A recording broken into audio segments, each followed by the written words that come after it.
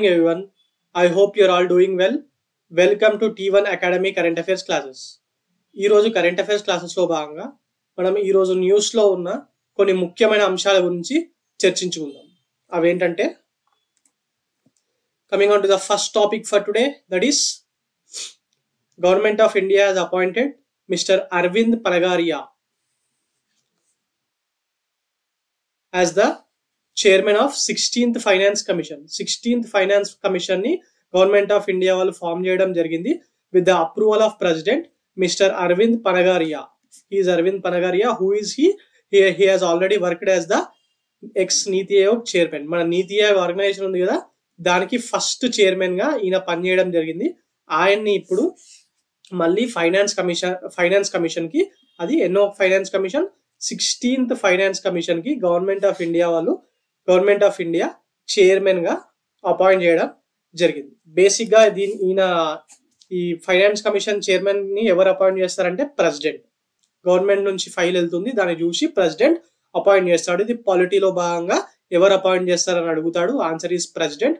And ఎకానమీలో భాగంగా finance commissions మీద క్వశ్చన్స్ వస్తూ ఉంటాయి. Okay, 16th finance commission chairman Arvind Panagariya. మరి ఏ ఆర్టికల్ కింద అపాయింట్ చేశారని కూడా అడగచ్చు, అది పాలిటీలో వస్తుంది. ఫైనాన్స్ కమిషన్ చైర్మన్ ని ఆర్టికల్ 280 క్లాస్ 1 కింద అపాయింట్ చేస్తా ఉంటారు. Okay, this points is important. 16th finance commission పేరు అరవింద్ పనగారియా. ఎవరు అపాయింట్ చేశారు? President. Under which article? Article 281. Okay, ఇది పాలిటీ పాయింట్ ఆఫ్ వ్యూలో ఇందులోకి వెళ్ళి క్వశ్చన్ వస్తుంది. ఇప్పుడు ఎకానమీ పాయింట్ ఆఫ్ వ్యూలో మనం మాట్లాడుకున్నప్పుడు బేసిక్ డీటెయిల్స్, ఈయనతో పాటు రిత్విక్ రంజనం పాండేని సెక్రటరీగా అపాయింట్ చేశారు. ఎస్, దీనికి ప్రతి దానికి కాన్స్టిట్యూషనల్ బాడీకి చైర్మన్ తో పాటు సెక్రటరీ కూడా ఉంటారు. Like an example for TSPSC and APSC chairman తో పాటు సెక్రటరీస్ కూడా ఉన్నారు కదా, అలాగే ఈ ఫైనాన్స్ కమిషన్ కూడా రిత్విక్ రాజానామ్ పాండేని సెక్రటరీగా గవర్నమెంట్ ఆఫ్ ఇండియా అపాయింట్ చేయడం జరిగింది. ఓకే, అసలు ఈ ఫైనాన్స్ కమిషన్స్ ని ఎందుకు అపాయింట్ చేస్తారంటే, బేసిక్ గా దీని ముఖ్యమైన పని ఏంటంటే, this finance commission will recommend the tax revenue sharings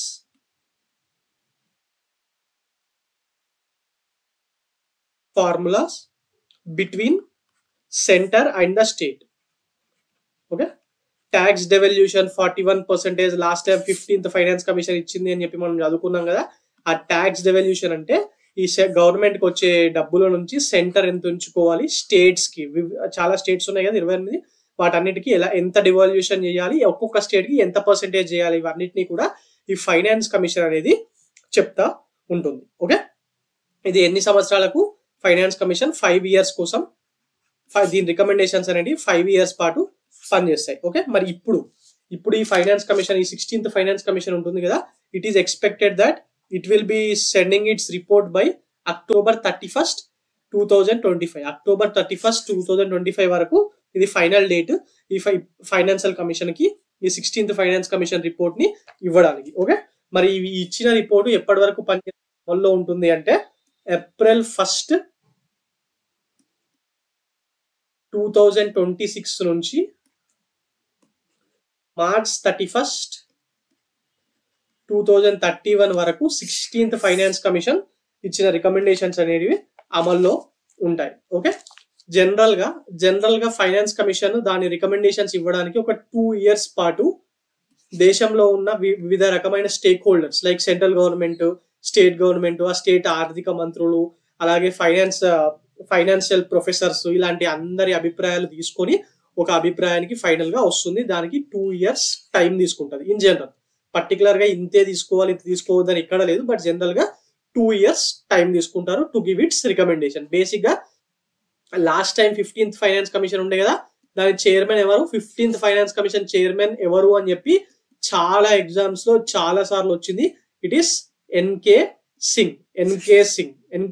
Singh. మరి 15th ఫైనాన్స్ కమిషన్ డెవల్యూషన్ ఎంత ఇచ్చింది?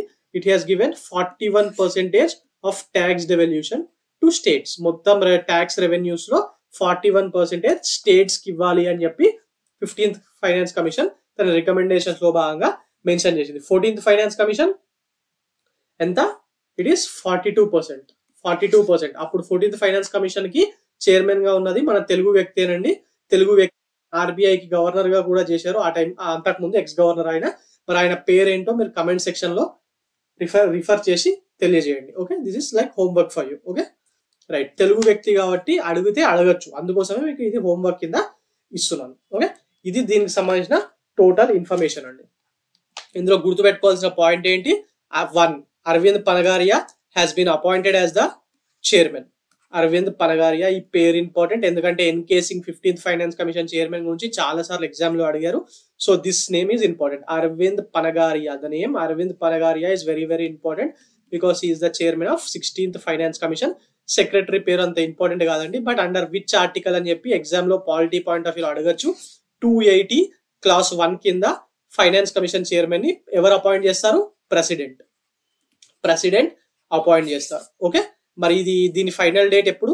October 31st, 2025 కల్లా ఆయన రికమెండేషన్స్ ఇస్తారు. ఆయన ఇచ్చిన రికమెండేషన్ April 1st, 2026 నుంచి March 31st, 2031 వరకు అమల్లో ఉంటాయి. అలాగే last 15th finance commission chairman NK Singh is important.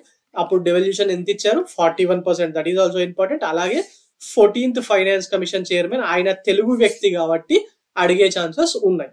So అది కూడా important. Okay right, coming on to the next topic for today, that is Aadhaar linked pay made mandatory for MG NREGA workers. ఈ ఊర్లలో Mahatma Gandhi national rural employment generation scheme ఉంది కదా, employment generation scheme, దాని కింద చేసే works 100 days చేస్తూ ఉంటారు కదా, ఖచ్చితంగా 100 days మినిమం ఇవ్వాలన్న రూల్ ఉంది కదా. దాని కింద వర్క్ చేసిన వాళ్ళకు ఇచ్చే జీతాలు ఇంతకు ముందు డైరెక్ట్ గా ఇచ్చేవాళ్ళు. ఇప్పుడు ఏం చేస్తున్నారంటే ఖచ్చితంగా వాళ్ళ అకౌంట్ లో వేయాలి.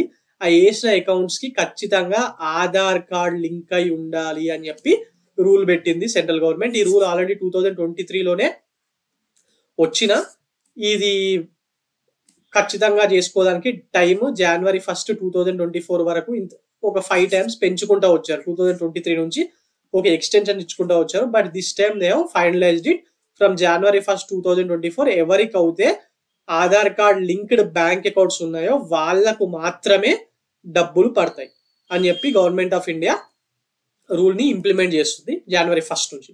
సో దానికి సంబంధించిన ఇన్ఫర్మేషన్ న్యూస్ లో ఉంది. సో మనం బేసిక్ గా ఈ ఎంజీ నరేగాకి సంబంధించి అసలు ఈ ఎంజీ నరేగా ఏంటి దానికి సంబంధించిన పాయింట్స్ కూడా మనం ఈరోజు తెలుసుకుందాం. ఎందుకంటే Indian economy section MG NREGA మీద క్వశ్చన్స్ ఖచ్చితంగా వస్తుంటాయి. Basically this is the world's largest work guarantee programme. It's like work ని ఒక లీగల్ రైట్ గా ఇచ్చిన స్కీమ్ ఇది ఎంజీ నరేగా. ప్రపంచంలో ఉన్న స్కీమ్స్ లో ఇది వన్ ఆఫ్ ద బిగ్గెస్ట్ అంట. And this was launched in which year? It was launched in 2005. ఎక్కడ లాంచ్ అయింది? ఇది ఏపీఎస్సి వాళ్ళకి ఇంపార్టెంట్ అండి, ఎందుకంటే అప్పుడు దీన్ని అనంతపూర్ లో లాంచ్ చేశారు. వైఎస్ఆర్ సీఎం గా ఉన్నప్పుడు, వైఎస్ రాజశేఖర్ రెడ్డి గారు సీఎం గా ఉన్నప్పుడు, doctor Manmohan Singh prime minister of India at that time, ఆయన అనంతపూర్కి వచ్చి ఆ టైంలో దీన్ని అక్కడి నుంచే ప్రోగ్రామ్ ని ఇంప్లిమెంట్ చేయడం స్టార్ట్ చేశారు.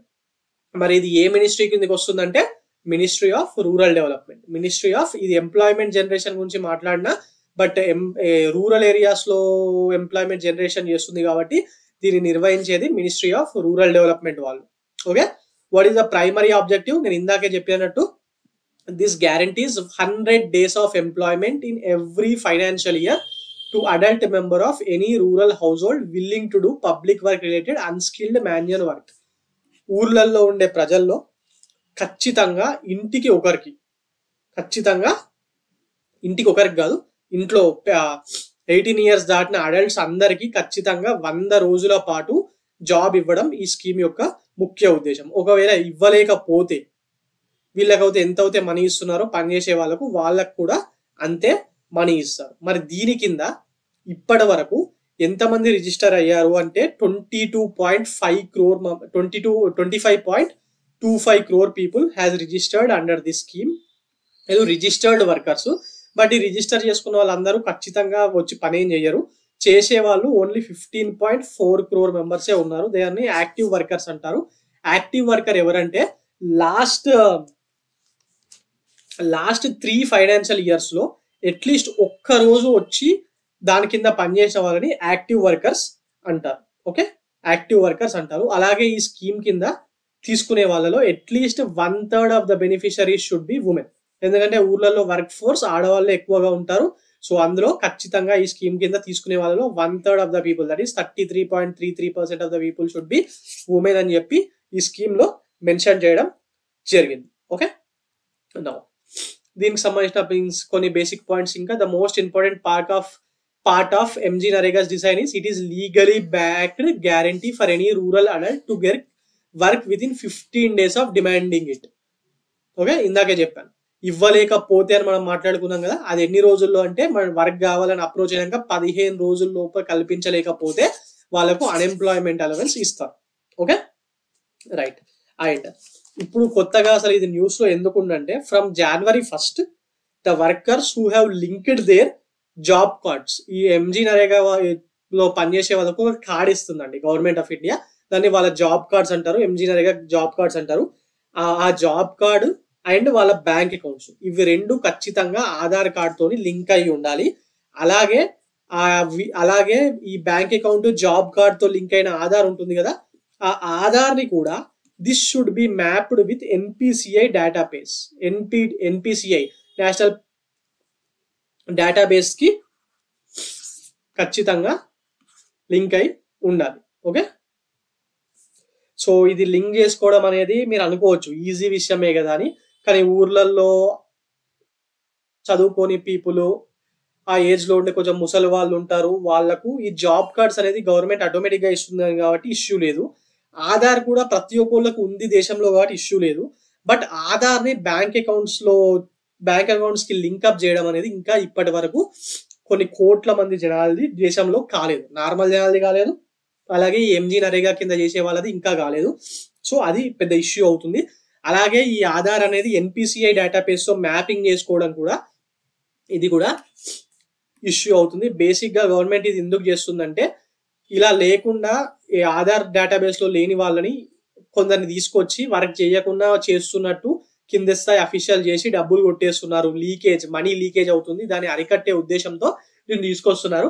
But basically practical problems are there. అవేంటంటే ఇప్పుడు ఈ ఆధార్ ని బ్యాంక్ అకౌంట్ లో లింక్ చేపియడము, ఇవన్నిటికీ వీళ్ళకు తెలియక మధ్య దళారీ వ్యవస్థ వచ్చి చేరుతుందండి. చేరి వాళ్ళు దీనికి కొంచెము మనీ తీసుకొని డబ్బులు వసూలు చేసి ఇలాంటివి జరిగే సంఘటనలు ఉన్నాయి. ఎందుకంటే ఫర్ అన్ ఎగ్జాంపుల్ మీరు లాస్ట్ January 1st రోజు పేపర్లో చదువుంటే, డిసెంబర్లో జనవరిలో చదువుంటే government Telangana government 6 guarantee schemes ని అమలు చేయడానికి ప్రజాపాలన అనేది ఒక డాక్యుమెంట్ ని రిలీజ్ చేసింది, ఒక ఫామ్ ని రిలీజ్ చేసి దాన్ని నింపి ఇవ్వమని చెప్పింది. ఆ ఫామ్స్ ఫ్రీగా అవైలబుల్ ఉన్నాయి, అది గవర్నమెంట్ ఎంప్లాయీసే ఇవ్వాలి వచ్చిన వాళ్ళందరికీ. వెబ్సైట్ లో పెట్టారు, ప్రింట్స్ చాలా మంది న్యూస్ పేపర్స్ లో అన్నిట్లో సర్క్యులేట్ చేస్తున్నారు. బట్ స్టిల్ రూరల్ ఏరియాస్ లో దీనికి కూడా మధ్య దళారీ వ్యవస్థ వచ్చి దానికి కూడా 200 రూపాయలకు 300 రూపాయలకు ఒక ప్రింట్అవుట్ కాపీ అమ్ముతున్నారండి. అలాంటి వ్యవస్థలో ఉన్నాం మనం ఇంకా దేశంలో. సో అలాంటివి ఉన్నప్పుడు ఈ బ్యాంక్ అకౌంట్ కి ఆధార్ ఫామ్ ఏపీయడం అనే విషయంలో మధ్య దళారీ వ్యవస్థ ఖచ్చితంగా వస్తుంది. ఓకే, ఇంకా దీనికి సంబంధించిన స్మాల్ ఇన్ఫర్మేషన్ ఏంటంటే out of the total registered workers 34.8% of registered workers in Manrega doesn't have link their bank accounts with Aadhaar. And alage 12.7% of active workers are not eligible. ఎందుకంటే ఇంకా వాళ్ళు కూడా చేసుకోలేరు యాక్టివ్ వర్కర్స్. ఈ point important అండి. TSPSC Group 1 లో కానివ్వండి, లేకపోతే APPSC Group 1 లో కానివ్వండి, స్టేట్మెంట్ బేస్డ్ క్వశ్చన్స్ వస్తున్నాయి కాబట్టి ఆ స్టేట్మెంట్స్ బేస్డ్ క్వశ్చన్ లో భాగంగా ఈ 2 పాయింట్స్ మీద కూడా క్వశ్చన్ వచ్చే అవకాశం ఉంది. So please try to remember this points also. Okay, మరి బేసిక్ గా గవర్నమెంట్ ఇది ఎందుకు తెస్తుందంటే they are saying that this ABPS Aadhaar based payment system, ఇది కూడా అడగచ్చండి. ABPS ఫుల్ ఫామ్ కూడా అడగచ్చు. Aadhaar based payment system will stop this money leakages అని చెప్పి వాళ్ళు అనుకుంటున్నారు. తీసుకొచ్చితే మంచిదే, కానీ స్మాల్ బాటిల్ నెక్స్ ఉన్నాయి, వీటిని ఖచ్చితంగా క్లియర్ చేయాల్సి ఉంటుంది గవర్నమెంట్ తరఫు నుంచి. Okay, right. Now coming on to the next topic for today, that is YSR pension కానుక. గవర్నమెంట్ ఆఫ్ APPSC వాళ్ళకు చాలా ఇంపార్టెంట్ అండి. ఇది ఎగ్జామ్ లో రాబోయే Group 2 ప్రిలిమ్స్ లో గ్రూప్ 1 ప్రిలిమ్స్ లో ఖచ్చితంగా అడుగుతారు వైఎస్ఆర్ పెన్షన్ కానుక. ఎందుకంటే ఇప్పుడు వాళ్ళకి ఎలక్షన్స్ కూడా ఉన్నాయి కాబట్టి ఖచ్చితంగా ఇది ఇంపార్టెంట్ టాపిక్ అవుతుంది. ఖచ్చితంగా దీని మీద ఎగ్జామ్ లో క్వశ్చన్ వస్తుంది. So please try to remember all the points related to YSR pension కానుక. ఈ పెన్షన్ కానుక కింద గవర్నమెంట్ వీళ్ళకి ఇచ్చే పెన్షన్ ఎవరికి, ఎల్డర్ ముసలోళ్ళకి కానివ్వండి, సింగిల్ ఉమెన్ అంటే ఒంటరి మహిళలకు కానివ్వండి, ఐ విల్ రైట్ దెమ్ ఇక్కడ, ఎల్డర్లీ పీపుల్, సింగిల్ ఉమెన్ అంటే భర్త చనిపోయిన మహిళలు, or disabled people that is physically handicapped people, weavers అంటే చేనేత కార్మికులు, టాడీ ట్యాపర్స్ అంటే కల్లు గీత కార్మికులు, ఫిషర్మెన్ చేపలు పట్టే వాళ్ళు అంటే చేపలు పట్టే వాళ్ళు తెలంగాణలో బెస్త వాళ్ళని అంటారు, అండ్ ట్రెడిషనల్ కోబ్లర్స్ అండి, అందరు కోబ్లర్స్ కాదు, ట్రెడిషనల్ కోబ్లర్స్ అంటే చెప్పులు కుట్టేవారు ఆ వృత్తిగా దాన్ని కుట్టేవారు ఊర్లలో ఉంటారు కదా వాళ్ళకు. ఇప్పుడు బాటా షోరూమ్ లో ఉన్నారు, బాటా షోరూమ్కి వెళ్ళి మీకు పాడైపోయిన వస్తువుని మళ్ళీ కుట్టిమంటే వాడు కుట్టిస్తాడు. కానీ అది చేసే వాళ్ళు వాళ్ళ అఫీషియల్ ఎంప్లాయీస్ ఆ బాటాకు, వాళ్ళకి ఇవ్వరు. ఓన్లీ ఊర్లలో ఉండే ట్రెడిషనల్ కోబ్లర్స్ ఉంటారు కదా వాళ్ళకి మాత్రమే ఇస్తారు. అండ్ ఎయిడ్స్ పేషెంట్స్ కి వీళ్ళందరికీ 3000 రూపీస్ జనవరి 1 నుంచి వైఎస్ఆర్ పింఛన్ కానుక అన్న పేరు మీద గవర్నమెంట్ ఆఫ్ ఆంధ్రప్రదేశ్ పింఛన్ ఇవ్వడం జరుగుతుంది. ఇంతకు ముందు కూడా పెన్షన్ ఉండే అండి ఆంధ్రప్రదేశ్ లో. లైక్ 2019 లో చంద్రబాబు నాయుడు గారు గవర్నమెంట్ ఉన్నప్పుడు 1000 రూపీస్ ఉండే. దాని తర్వాత వచ్చిన జగన్మోహన్ రెడ్డి గవర్నమెంట్ దీన్ని పెంచిందండి. ఒక్కొక్కసారి ఇట్లా పెంచుకుంటూ వచ్చింది. ఫస్ట్ టైం వాళ్ళు 2250 ఇచ్చారు. దాని తర్వాత సంవత్సరానికి పెంచుతూ 3000 వరకు తీసుకొస్తామని ఎలక్షన్ మేనిఫెస్టోలో ప్రామిస్ చేశారు. దాన్ని నిలబెట్టుకుంటూ 3000 రూపీస్ ని జనవరి 1 నుంచి వైఎస్ జగన్మోహన్ రెడ్డి గారి గవర్నమెంట్, అది గవర్నమెంట్ ఆఫ్ ఏపీ, వీళ్ళందరికీ ఇవ్వడం జరుగుతుంది. మరి ఎంత మందికి ఇస్తున్నారు, ఈ ప్రోగ్రామ్ ని ఎక్కడ స్టార్ట్ చేస్తున్నారు, ఇలాంటి క్వశ్చన్స్ కూడా ఎగ్జామ్ లో వస్తాయి. ఇది ఇప్పటి వరకు ఈ రోజు నుంచి జనవరి 1, 2024 నుంచి 66.34 lakh పీపుల్ కి ఇస్తారంట. చాలా పెద్ద ఫిగర్ అండి ఇది. 66.34 lakh పీపుల్ అనేది చాలా పెద్ద ఫిగర్. అండ్ కొత్తగా 1.17 lakh కొత్త పింఛన్లు కూడా కొత్త వ్యక్తులకు కూడా ఇవ్వడం జరుగుతుంది. Every year government of Andhra Pradesh ఈ పింఛన్ల మీద ఈ సంవత్సరం నుంచి 23,556 crore రూపీస్ ని ఖర్చు చేస్తుంది. ఈ అమౌంట్ కూడా important. Okay, and one more important point is this, దీన్ని ఇప్పుడు ఫస్ట్ నుంచి ఇస్తున్నారని చెప్పాను కదా, దాన్ని ఏపీ గవర్నమెంట్ వాళ్ళు ఒక సెలబ్రేషన్, ఒక పండగలాగా సెలబ్రేట్ చేద్దాం అనుకుంటున్నారు. వీక్ మొత్తము జనవరి 1 నుంచి జనవరి 8 వరకు ఒక పండగలాగా సెలబ్రేట్ చేసి అందరికి ఇవ్వాలి అని చెప్పి ఒక ప్రోగ్రామ్ పెట్టుకున్నారు వాళ్ళ పార్టీ తరపు నుంచి, గవర్నమెంట్ తరపు నుంచి. దాంట్లో భాగంగా YS Jaganmohan Reddy CM of Andhra Pradesh 3rd January 2014 నుంచి హీ విల్ బి ఆ రోజు ఆయన రంగరాయ మెడికల్ కాలేజ్ గ్రౌండ్స్ కాకినాడలో ఉన్న రంగరాయ, ఈ పాయింట్ ఇంపార్టెంట్ అండి, ఎందుకంటే ఇలాంటివి కూడా అడుగుతారు ఎగ్జామ్ లో. ఎక్కడ స్టార్ట్ అయింది, ఎప్పుడు స్టార్ట్ అయింది, ఇలాంటివి అడుగుతారు. కాకినాడలో ఉన్న రంగరాయ మెడికల్ కాలేజ్ గ్రౌండ్స్ లో ఆయన దీంట్లో పాల్గొంటున్నారు. Okay, he will participate in this program on 3rd Jan 2024 at Rangaraya Medical College Grounds, which is in Kakinada. Okay, which is in Kakinada, right? ఇదండి దీనికి సంబంధించిన ఇన్ఫర్మేషన్. ఈ మొత్తం వైఎస్ఆర్ పింఛన్ కానుక వెరీ వెరీ ఇంపార్టెంట్, ఎందుకంటే ఎగ్జామ్స్ లో అడుగుతున్నారు. Government schemes మీద ఎగ్జామ్ లో వస్తున్నాయి. చూడండి ఇక్కడ ఇందులో కూడా ఉంది 3000 రూపీస్, 66.34 lakhs. ఇది గవర్నమెంట్ వాళ్ళు ఇచ్చిన యాడ్ అండి. ఇది ఈ రోజు పేపర్ లో అయితే మొత్తం పెద్ద యాడ్ వచ్చింది ఏపీ గవర్నమెంట్ ది. తెలంగాణలో హైదరాబాద్ లో తెలంగాణ ఆడిషన్స్ లో కూడా పెద్ద యాడ్ వచ్చింది, 2 పేజీల యాడ్. హిందూలో, ఈనాడులో అన్నిట్లో ఇచ్చారు. సో దిస్ ఈస్ ఇంపార్టెంట్ అండి, right? Now coming on to the next topic for today about Numaish or Nampally exhibition అంటారు. అండ్ ఉర్దూలో ఇంగ్లీష్ లో కూడా అంటారు నుమాయిష్ మసూనత్ మస్నౌత్ ఈ ముల్కీ అని చెప్పి పిలుస్తారు దీన్ని, ఆర్ నాంపల్లి ఎగ్జిబిషన్ అని కూడా నార్మల్ జనాలు టర్మినాలజీలో భాగంగా అంటారు. నుమాయిష్ ఆర్ నుమాయిష్ మస్నౌత్ ఈ ముల్కీ అని చెప్పి అంటూ ఉంటారు. ఇది ఫస్ట్ టైం 1938 లో స్టార్ట్ అయిందండి. ఫర్ ద ఫస్ట్ టైం 1938 లో స్టార్ట్ అయింది. అప్పుడు దీన్ని స్టార్ట్ చేసినప్పుడు ఇప్పుడు జరుగుతున్న ఎగ్జిబిషన్ గ్రౌండ్ లో జరిగేది కాదు. అది నాంపల్లిలో పబ్లిక్ గార్డెన్ ఉంది కదా అసెంబ్లీ పక్కకు, ఆ పబ్లిక్ గార్డెన్ లో దీన్ని నిర్వహించారు. దాని తర్వాత దీన్ని ఇప్పుడున్న Nampally exhibition ground which is in 23 acres, ఈ 23 ఎకరాల విశాలమైన నాంపల్లి ఎగ్జిబిషన్ గ్రౌండ్స్ ఉన్నాయి కదా దాంట్లో నిర్వహిస్తున్నారు. ఇది 46 రోజుల పాటు జరుగుతుంది. 46 రోజుల పాటు ప్రతి సంవత్సరం జరుగుతుంది. ఈ సంవత్సరం జనవరి 1 నుంచి ఫిబ్రవరి 15 వరకు దీన్ని నిర్వహిస్తున్నారు. ఓకే, మరి అసలు దీని అర్థం నుమాయిష్ అంటే ఏంటంటే, దిస్ ఈస్ బేసికల్ అండ్ ఎగ్జిబిషన్ ఆఫ్ 1938 లో పెట్టినప్పుడు this is basically an exhibition of local products and crafts of Nizam state లోపల డిఫరెంట్ చేనేత వృత్తికారులు ఉండేవాళ్ళు, పెంబర్తి మెటల్స్ వాళ్ళు ఉండేవాళ్ళు, లేకపోతే చేపలు అల్లే వాళ్ళు ఉండేవాళ్ళు, అలాగే మన ఈ బెడ్షీట్లు తయారు చేసే పరిశ్రమ ఉండేది. ఇవి అన్నిటిని తీసుకొచ్చి ఇక్కడ ఎగ్జిబిషన్ లో హైదరాబాద్ లో అప్పుడు నిర్వహించేవారు. అప్పుడు ఫర్ ద ఫస్ట్ టైం నిర్వహించినప్పుడు జనరలీ ఓన్లీ 100 స్టాల్స్ మాత్రమే పెట్టి దాన్ని స్టార్ట్ చేశారు. ఇప్పుడు కొన్ని వేల స్టాల్స్ ఉంటున్నాయండి, కొన్ని వేల స్టాల్స్ ఉంటున్నాయి. ఓకే, మరి దీన్ని ఎవరు స్టార్ట్ చేశారంటే, this has started in 1938 by group of graduates from Osmania university. Osmania యూనివర్సిటీలో చదువుకున్న విద్యార్థులు ఉంటారు కదా, వాళ్ళు దీన్ని స్టార్ట్ చేశారు. ఎందుకంటే to showcase the local products and their crafts. Okay, మరి ఇది ఎవరి పీరియడ్ లో స్టార్ట్ అయింది? 1938 అంటే మీర్ ఉస్మాన్ అలీ ఖాన్ గారి పీరియడ్ లో స్టార్ట్ అయింది. He is the 7th Nizam of Hyderabad.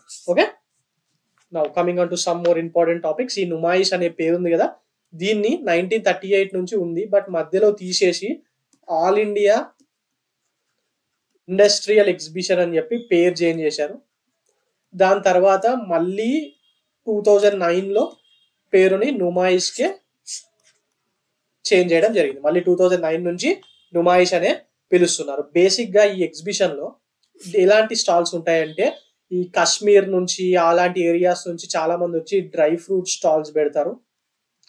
And Jammu Kashmir handicrafts ఉంటాయి కదా, శాలువలు ఇలాంటివన్నీ, ఆ చలికి సంబంధించిన వస్తువులు, బెడ్షీట్లు ఇలాంటివన్నీ హ్యాండీక్రాఫ్ట్ జమ్మూ కాశ్మీర్ నుంచి వస్తాయి. అలాగే హ్యాండ్ మేడ్ గార్మెంట్స్ వస్తాయి చాలా from Madhya Pradesh, west Bengal, Telangana, Andhra Pradesh, all over India నుంచి చాలా మంది వస్తూ ఉంటారండి. లక్షల్లో స్టాక్ తీసుకొచ్చి ఒక్కొక్క స్టాల్ వాళ్ళే లక్షల అమౌంట్ లో స్టాక్ తీసుకొచ్చి పెద్ద పెద్ద స్టాల్స్ పెడతా ఉంటారు. ఇవి మాత్రమే కాకుండా ఎలక్ట్రానిక్ గూడ్స్ లాంటి ఐటమ్స్ కూడా పెడతా ఉంటారు. All type of stalls, not only handicrafts, చేతి వృత్తులు మాత్రమే కానివ్వండి, శారీస్, బెనారస్ శారీస్, కంచి నుంచి కంచి పట్టు చీరల షాప్ వచ్చి పెడతా ఉంటారు. ఇలా డిఫరెంట్ వెరైటీస్, చైనా బజార్లలో అమ్మే స్టీల్ వస్తువులు, ఇలా అన్ని పెడతా ఉంటారు. 2011 వరకు ఓన్లీ ఇండియా నుంచే కాకుండా ప్రపంచ దేశాల నుంచి కూడా వచ్చేవారు. ఫర్ ఎగ్జాంపుల్ ఇరాన్ నుంచి వచ్చేవాళ్ళు, మెయిన్ గా కార్పెట్ ఇండస్ట్రీ వాళ్ళు అక్కడ నుంచి ఇక్కడికి వచ్చి పెట్టేవాళ్ళు. అలాగే పాకిస్తాన్ నుంచి కూడా వచ్చేవాళ్ళు. పాకిస్తాన్ నుంచి కూడా వచ్చేవారు. బట్ 2012 తర్వాత దీన్ని గవర్నమెంట్ ఆఫ్ ఇండియా నుంచి కొన్ని డిప్లొమాటిక్ రీజన్స్ తోని దీన్ని గవర్నమెంట్ ఆఫ్ ఇండియా నుంచి వచ్చిన రికమెండేషన్ ద్వారా వీటిని ఆపివేయడం జరిగింది. అలాగే మన హైదరాబాద్ హలీం ఉంది కదా, హైదరాబాద్ హలీం జనరల్ గా రంజాన్ సీజన్ లో మాత్రమే కొన్ని ఓల్డ్ సిటీ ఏరియాస్ లోకి వెళ్తే ఎప్పుడైనా దొరుకుతుంది. బట్ ఎస్టాబ్లిష్డ్ హౌసెస్ ఉంటాయి కదా, పిస్తా హౌస్, షాగ్ హౌస్, ఇలాంటి వాళ్ళు ఓన్లీ రంజాన్ సీజన్ లో మాత్రమే అమ్ముతూ ఉంటారు. బట్ ఈ 45 డేస్ పిస్తా హౌస్ వాళ్ళు వాళ్ళ కౌంటర్ ఓపెన్ చేస్తారండి. ఖచ్చితంగా ఎవ్రీ ఇయర్ కౌంటర్ ఓపెన్ చేస్తారు నుమాయిష్ లో. ఎవరైనా హలీం ప్రియులు ఉంటే వెళ్ళండి. నుమాయిష్ లో పిస్తా హౌస్ కౌంటర్ ప్రతి ఇయర్ ఉంటుంది. Please go there and whoever want to visit, this is a very good place to visit. అలాగే మన నార్మల్ ఎగ్జిబిషన్ లో ఉండే అమ్యూజ్మెంట్ ఐటమ్స్ అన్ని ఉంటాయి.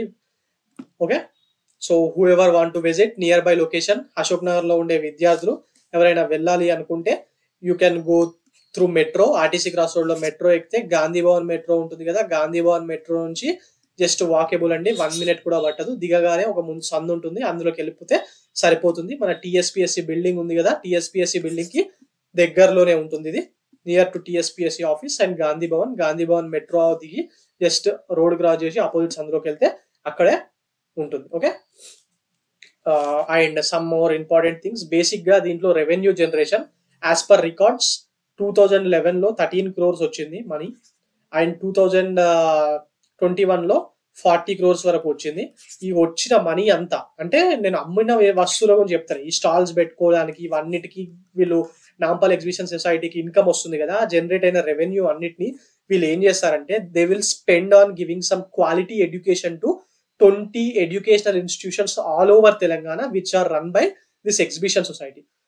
ఆల్ ఓవర్ తెలంగాణలో ఎగ్జిబిషన్ సొసైటీ వాళ్ళు 20 ఎడ్యుకేషనల్ ఇన్స్టిట్యూషన్స్, డిగ్రీ కాలేజీలు, ఐటీఐలు, ఇంజనీరింగ్ కాలేజ్ కూడా నడుపుతా ఉంటారు. వాటికి ఇక్కడ నుంచి వచ్చిన మనీ అనేది అక్కడ మంచి ఎడ్యుకేషన్ ఇవ్వడానికి పిల్లలకు ఈ అమౌంట్ ని స్పెండ్ చేస్తా ఉంటారు ఎవ్రీ ఇయర్. ఈసారి నిమాయిష్ అడ్వర్టైజ్మెంట్ యాడ్ పేపర్ లో వచ్చింది. ఆ పేపర్ లో 20 కాలేజీలు ఏవైతే ఉన్నాయో ఆ పేర్లు అన్నిటిని ఇచ్చారు. అందులో ముఖ్యమైనవి ఫర్ ఎగ్జాంపుల్ గుర్తుపెట్టుకోవడానికి మన ఇక్కడ పద్మారావు నగర్ ఉంది కదా, పద్మారావు నగర్ చౌరస్తా నుంచి సైడ్కి వెళ్తే సర్దార్ పటేల్ కాలేజ్ అని ఉంటుంది. ఆ సర్దార్ పటేల్ కాలేజ్ కి, అలాగే నిర్మల్లో ఉండే రాజీవ్ గాంధీ ఐటీఐ ఉంది, ఆ ఐటీఐ, అలాగే ఇంజనీరింగ్ కాలేజ్ అని చెప్పాను కదా, శ్రీ వెంకటేశ్వర ఇంజనీరింగ్ కాలేజ్ అని సూర్యాపేటలో ఉంటుంది. ఆ సూర్యాపేట ఇలా మొత్తం 20 ఎడ్యుకేషన్ ఇన్స్టిట్యూషన్స్ ఉన్నాయి. ఎక్కువగా హైదరాబాద్ లోనే ఉన్నాయి, చాలా రేర్ గా మాత్రమే బయట ఉన్నాయి. అందులో సౌత్ తెలంగాణలో ఎక్కువగా ఉన్నాయి. సౌత్ తెలంగాణ అంటే మహబూబ్ నగర్, ఖమ్మంలో ఏం లేవు, మహబూబ్ నగర్, నల్గొండలో ఉన్నాయి. నార్త్ తెలంగాణలో ఓన్లీ నిర్మల్లో మాత్రమే ఉంది, వేరే ఏరియాలో ఎక్కడ లేవు. సో వీళ్ళు 20 ఎడ్యుకేషనల్ ఇన్స్టిట్యూషన్స్ నిర్వహిస్తున్నారు. దాంట్లో భాగంగా ఈ మనీ అంతా అక్కడికే పంపిస్తూ ఉంటారు. మరి ఇప్పుడు ఈ ప్రెసిడెన్షియల్ ఈ నాంపల్లి ఎగ్జిబిషన్ సొసైటీకి ఇది ఒక ఎగ్జిబిషన్ సొసైటీ అని చెప్పాను కదా, సొసైటీ అన్నప్పుడు ఖచ్చితంగా ఒక చైర్మన్, డిప్యూటీ చైర్మన్ వీళ్ళందరూ ఉంటారు. సో మరి ఇప్పుడు చైర్మన్ ఎవరు? దానికి చైర్మన్ ఎవరంటే దుద్దిల్ల శ్రీధర్ బాబు గారు. మొన్ననే కొత్తగా ఎలక్ట్ అయ్యారండి. అంతకుముందు గవర్నమెంట్ ఉన్నప్పుడు హరీష్ రావు గారు దీనికి చైర్మన్ గా ఉండేవారు. ఇప్పుడు దుద్దిల్ల శ్రీధర్ బాబు, ఈ Sridhar Babu whose an minister presently Telangana government లో. ఆయన minister for IT and industries and he represents Manthani assembly constituency of old Karimnagar. Okay, D Sridhar Babu garu దీనికి చైర్మన్ గా వ్యవహరిస్తున్నారు. ఓకే, ఇవన్నీ ఇంపార్టెంట్ పాయింట్స్ అండి. నుమాయిష్ మీద ఎగ్జామ్ లో క్వశ్చన్ రావచ్చు, తెలంగాణ మూవ్మెంట్ లో భాగంగా రావచ్చు, లేకపోతే కరెంట్ అఫైర్స్ లో భాగంగా కూడా రావచ్చు. Right, now coming on to the next topic for today. Paramilitary forces embraced Sandesh app for secure official communications. ఈ సందేశ్ అనే యాప్ ఉంది కదా, దీన్ని గవర్నమెంట్ ఆఫ్ ఇండియా వాళ్ళు తీసుకురావడం జరిగింది. This is been developed by national informatics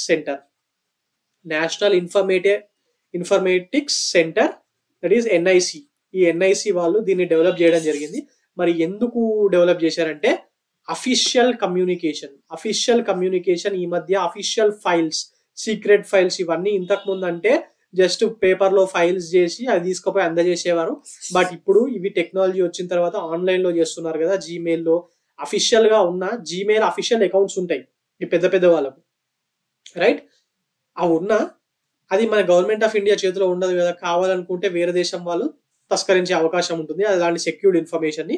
so అలాంటి సెక్యూర్డ్ ఇన్ఫర్మేషన్ ని government officials of government of India and military people, navy, air force, అలాగే పారామిలిటరీలో ఉన్న ఐటీబీపీ, ఇలా అందరూ 6 ఉంటాయి. వీళ్ళందరూ కూడా వాళ్ళ అఫీషియల్ ఇన్ఫర్మేషన్, అఫీషియల్ కమ్యూనికేషన్ అనేది సందేశ్ యాప్ ద్వారా చెయ్యాలి అని చెప్పి గవర్నమెంట్ ఆఫ్ ఇండియా దీన్ని రూపొందించడం జరిగింది. ఓకే, మరి దీన్ని డెవలప్ చేసింది ఎవరంటే NIC, national informatics centre. Okay, ఇది సింపుల్. ఇది ఎలాంటి ప్లాట్ఫామ్ అంటే government of India state owned messaging platform. ఎలా మనకి ఇప్పుడు వాట్సాప్ ఉంది కదా, వాట్సాప్ లో ఏమేమైతే చేస్తామో అలా అన్ని ఫ్యూచర్స్ ఇందులో కూడా ఉంటాయి. You can message, you can send files, you can make calls. Okay, ఇలా అన్ని చేస్తారు. కానీ ఫైల్స్ వాట్సాప్ లో 15 MB ఉంటుంది, ఇందులో అంతగా ఉండదు, చిన్న సైజ్ ఉంటుంది అంతే తప్పితే ఇది అన్ని వాట్సాప్ ఎలాగైతే వాడతారో అలా అన్నిటిగా దీన్ని వాడుకోవచ్చు. And it is in Android, iOS and direct గా ఇంటర్నెట్ లో సిస్టమ్ ఓపెన్ చేసి వెబ్ బ్రౌజర్స్ ద్వారా కూడా దీన్ని చేసుకోవచ్చు. ఓకే, బేసిక్ గా ఇది ఎవరికంటే గవర్నమెంట్ అఫీషియల్స్. అండ్ రీసెంట్ గా దీన్ని పార్లమెంటరీ ఫోర్సెస్ పార్లమెంటరీ కాదు, పారామిలిటరీ ఫోర్సెస్, ఐటీబీపీ, బిఎస్ఎఫ్ ఇవన్నీ ఉన్నాయి కదా, వాళ్ళు కూడా దీన్ని వాడడం స్టార్ట్ చేశారు. ఆ విషయం మీద ఇది న్యూస్ లో ఉంది. సో క్వశ్చన్ రావచ్చు సందేశ్ యాప్ మీద. Sandesh app which is recently in news is related to what అని అడగచ్చు. అడిగితే official communication of government officials, right? Now coming on to next topic, that is we'll be dealing some MCQs, the topics of MCQs which are recently in news.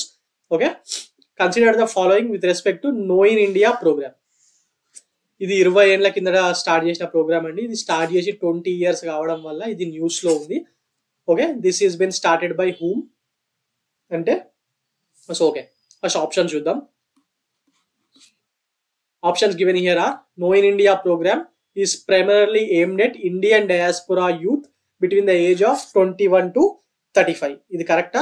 Yes, this is right అండి. Know in India programme Indian diaspora youth అంటున్నాడు. అంటే మన Indian origin అయి ఉండి ఉన్న వ్యక్తులకు వాళ్ళు వేరే దేశానికి వెళ్ళిన తర్వాత, ఫర్ ఎగ్జాంపుల్ ఎన్ఆర్ఐస్ ఉంటారు కదా, ఈ ఎన్ఆర్ఐస్ కి పిల్లలు ఆ దేశంలో పుట్టిన వాళ్ళు ఉంటారు కదా, వాళ్ళు లేకపోతే ఇండియన్ ఆరిజిన్ అయి ఉండి కూడా సిటిజన్షిప్ వేరే దేశాల్లో ఉన్న వాళ్ళు ఉంటారు, వాళ్ళ పిల్లలు, వాళ్ళందరికీ ఇండియాతోని కనెక్షన్ మళ్ళీ తెప్పియడానికి ఈ నో ఇన్ ఇండియా అనే ప్రోగ్రామ్ ని government of India 20 years back తీసుకురావడం జరిగింది. బేసిక్ గా ఇండియన్ డయాస్పోరా యూత్ కోసం age 21 to 35.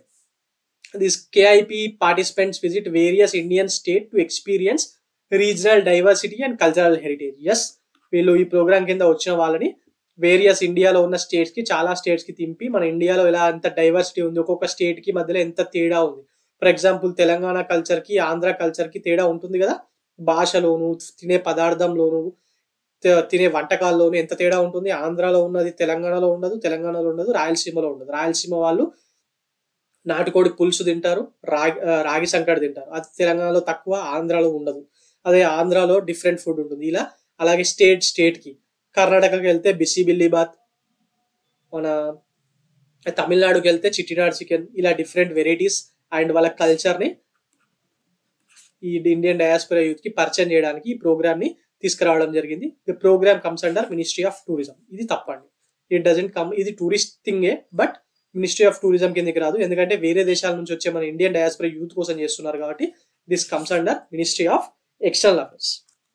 Okay, so basic గా ఇది ఒక initiative, this is unique initiative అండి. మినిస్ట్రీ ఆఫ్ ఎక్స్టర్నల్ అఫైర్స్ వాళ్ళు తీసుకొచ్చింది. దీని ముఖ్య ఉద్దేశం ఏంటంటే to bridge the gap between these young people and their ancestor homeland. ఇందాకే చెప్పాను. ఓకే, అండ్ రైట్, మరి ఆప్షన్స్ చూడండి. ఫస్ట్ 2 కరెక్ట్, థర్డ్ ఆప్షన్ తప్పు. మరి సెలెక్ట్ ద కరెక్ట్ స్టేట్మెంట్స్ అని అడిగాడు. ఆప్షన్స్ చూడండి, ఆన్సర్ ఏంటి? A 1 and 2 are correct. Okay, coming on to the next question, that is with reference to Kuril islands. Kuril islands ఈ మధ్య న్యూస్ లో ఉన్నాయి. కన్సిడర్ ద ఫాలోయింగ్ స్టేట్మెంట్స్ అంటున్నాడు. ఇది ఎందుకు న్యూస్ లో ఉందండి కురిల్ ఐలాండ్స్ అంటే, రీసెంట్ గా ఈ కురిల్ ఐలాండ్స్ లో ఎర్త్క్వేక్ వచ్చిందండి. ఎర్త్క్వేక్ వచ్చింది 6.3 మ్యాగ్నిట్యూడ్ తోని, రిక్టర్ స్కేల్ మీద 6.3 మ్యాగ్నిట్యూడ్ నమోదైంది. బేసిక్ గా ఈ కురిల్ ఐలాండ్ లో వోల్కనోస్ ఎక్కువగా ఉంటాయి. దో సీనిక్ బ్యూటీ చాలా ఉంటుంది, బట్ వోల్కనోస్ కూడా ఉన్నాయి. అక్కడ వచ్చిన భూకంపం వల్ల ఇది న్యూస్ లో ఉంది. సో ఇలా న్యూస్ లో సపరేట్ గా వచ్చినప్పుడు క్వశ్చన్ అడిగే అవకాశం ఉంటుంది. బేసిక్ గా ఇలాంటి క్వశ్చన్స్ యూపీఎస్సీలో అడుగుతున్నారు, బట్ ఈ మధ్య కాలంలో గ్రూప్ 1 లో టీఎస్పీఎస్సీ, ఏపీఎస్సీ క్వశ్చన్స్ కూడా ఇలాంటి వాటి మీద వస్తున్నాయి. So that is the reason, mapping మీద క్వశ్చన్స్ వస్తున్నాయి కదా. So that is the reason I mean telling it here. Option A, option B, it is a disputed island between Japan and China. అంటే చైనాకు జపాన్ కి దీని మీద గొడవ ఉంది అంటున్నాడు. కాదండి, ఈ గొడవ ఉంది, బట్ జపాన్ కి చైనాకు కాదు ఈ గొడవ. This is a disputed islands between Russia and Japan. Russia and Japan సరిహద్దుల్లో ఇది ఉంటుంది. ఇది మాదంటే మాది అని చెప్పి ఎప్పటి నుంచో గొడవ ఉంది. 1905 టైం నుంచే దీని మీద గొడవ ఉంది. So it is located in South China Sea అన్నాడు. ఇక్కడనే అర్థమైపోతుంది చైనా కాదని చెప్పాను కాబట్టి ఇది ఆటోమేటిక్ గా తప్పైపోతుంది. ఎందుకంటే రష్యాకి సౌత్ చైనా సీకి ఏ లింక్ ఉండదు. జపాన్ అండ్ చైనాల మధ్య ఉండేది ఏంటి? North west Pacific ocean. ఇది పెసిఫికేషన్ లో ఉన్న ఐలాండ్స్. ఒక్కసారి చూడండి. సెలెక్ట్ ద ఇన్కరెక్ట్ స్టేట్మెంట్ అన్నాడు. నేను దీన్ని ఇక్కడ హైలైట్ చేశాను. ఎగ్జామ్ లో ఇలా హైలైట్ కూడా చేయట్లేదు ఈ మధ్య. ఇంతకుముందు హైలైట్ చేసేవాళ్ళు, బట్ ఈ మధ్య హైలైట్ కూడా చేయడం ఆపేశారు to make the question trickier. So options given here are which of the following is the incorrect statement? 1 only, 2 only, both 1 and 2, neither 1 and 2. ఏవి? ఇవి రెండు తప్పే కదా, రెండు స్టేట్మెంట్లు తప్పే. So answer is both 1 and 2. Next question for today. With reference to polygraph test consider the following statement. Polygraph test ఎందుకోసం చేస్తారు? ఇది ఒక రకంగా లై డిటెక్టర్ టెస్ట్ అండి. ఎవరైనా అబద్ధాలు చెప్తున్నారు అని చెప్పి ఇన్వెస్టిగేషన్ లో డౌట్ వచ్చినప్పుడు దీన్ని కోర్ట్ పర్మిషన్ తీసుకొని చేస్తూ ఉంటారు మన పోలీసులు. బట్ ఆర్మీ, రా వాళ్ళు, ఐబీ వాళ్ళు దీన్ని డైరెక్ట్ గానే వాడుతూ ఉంటారు. బట్ ఇదేం 100% కరెక్ట్ గా చెప్తుందని లేదు. కొన్ని సార్లు వాళ్ళు తప్పు చేసినా లేదు చేయలేదని చెప్పొచ్చు. అంటే what I mean to see is దీన్ని తప్పించుకునే అవకాశాలు కూడా ఉన్నాయి. ఈ రా అని ఒక సినిమా వచ్చిందండి, జాన్ అబ్రామ్ది, రోమియో అక్బర్ వాల్టేర్ అనుకుంటా సినిమా పేరు. రా అని వచ్చింది. అందులో ఆయన చూపిస్తాడు the highest amount of pain ని బాడీకి ఇస్తే ఈ పాలిగ్రాఫ్ టెస్ట్ చేసేటప్పుడు బాడీ తట్టుకోలేనంత పెయిన్ ని మనం బాడీకి ఇచ్చుకోగలిగితే దీని నుంచి తప్పించుకోవచ్చు అని చెప్పి ఒక ప్రూఫ్ ని అక్కడ చూపిస్తాడు. బట్ అది ఎగ్జాక్ట్ అని కాదు, కానీ ఇది తప్పు చెప్పే అవకాశాలు కూడా ఉన్నాయి. అందువల్ల దీన్ని ఆప్షన్స్ చూడండి. Polygraph test commonly known as lie detector test are admissible as evidence in Indian courts. ఇవి ఇండియన్ కోర్ట్స్ లో తీసుకుంటారండి. బట్ ఇది ఒక్కటే ఎవిడెన్స్ ని, పర్ఫెక్ట్ ఎవిడెన్స్, ఇది ఒక్కటే ఎవిడెన్స్ ఉందనుకోండి, అప్పుడు దీన్ని తీసుకోరు. జస్ట్ ఒక కొలాబరేటివ్ ఎవిడెన్స్ గా, సజెస్టివ్ ఎవిడెన్స్ గా, ఇంకా చాలా ఎవిడెన్సెస్ తో పాటు ఇది కూడా ఒక ఎవిడెన్స్ కింద తీసుకుంటారు. ఫర్ ఎగ్జాంపుల్ నానిది ఆ సినిమా ఉంది కదండి, ఈ శ్యామ్ సింగరాయ్ మూవీలో కూడా చూపిస్తారు దీనికి సంబంధించింది లై డిటెక్టర్ టెస్ట్. అక్కడ లాయర్ చెప్తాడు ఇది కొలాబరేటివ్ ఎవిడెన్స్ గా మాత్రమే తీసుకోవచ్చు కానీ ఫుల్ ఎవిడెన్స్ గా తీసుకోలేమని చెప్పి. ఎస్, అది నిజమేనండి. దీన్ని జస్ట్ ఒక సజెస్టివ్, ఇంకొక ఎవిడెన్స్ గా మాత్రమే తీసుకుంటారు. బట్ 1 and only 1 ఎవిడెన్స్ గా దీన్ని తీసుకొని కోర్టులు తీర్పులు ఇవ్వవు. Okay, so this is wrong. The use of polygraph test in India is regulated by narcotic drugs and psychotropic substances act. ఇది కూడా తప్పండి. దీన్ని ఎవిడెన్స్ గా తీసుకుంటారు కానీ దీన్ని రెగ్యులేట్ చేయడానికి ఏం సపరేట్ గా యాక్ట్ అంటూ ఏం లేదండి. కోర్టు వాళ్ళు తీర్పుల ద్వారా కోర్టులు చెప్పినప్పుడు పోయి తీసుకురావడమే, అంతే తప్పితే ఇది ఒక యాక్ట్ కింద దీన్ని రెగ్యులేట్ చేయడం అనేది ఏమీ లేదు. So this is also wrong. The consent from the individual undergoing the polygraphic test is not required for it to be legally administered in India. ఇది కూడా తప్పండి. లీగలీ కోర్టులో చెల్లుబాటు కావాలంటే ఖచ్చితంగా ఆ వ్యక్తి ఎవరి మీద అయితే పోలిగ్రాఫ్ టెస్ట్ నిర్వహించబోతున్నారో ఆయన ఒప్పుకోవాలి. ఒప్పుకున్న తర్వాత మాత్రమే కోర్టులు పర్మిషన్ ఇస్తాయి వీళ్ళకు చేయడానికి. Okay, right. ఇదండి ఈ రోజు current affairs. For more current affairs like this, please visit T1 Academy and subscribe our channel T1 Academy. Thank you.